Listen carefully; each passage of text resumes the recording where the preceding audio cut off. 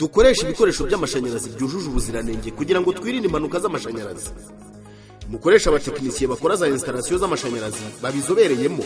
Ikigo cy'igihugu gishinzwe ingufu, amazi n'isukura EWASA kirasaba ba nyir'amazu baba babona ko adakorewe installation neza ko yasubirwamo hakoreshejwe abatekinisiye b'inzobere.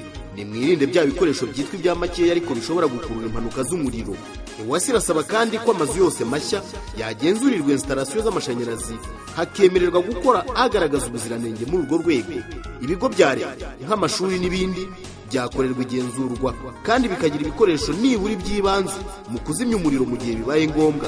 Abafatabuguzi barasabwa kwitondera gucomeka ibikoresho byinshi bikenera ingufu z'amashanyarazi nyinshi icyarimwe. Ibikoresho byangiritse nka za televiziyo, firigo, kwiziniyeri n'ibindi bigomba gusanwa n'umuntu bisobanukiwe kandi ubifitiye ubushobozi nyabwo.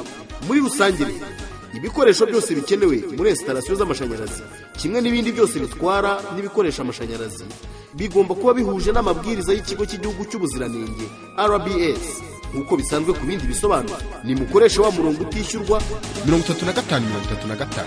Ubu butumwa nubwo ikigo cy'igihugu gishinzwe guteza imbere ingufu, amazi n'isukura EWASA.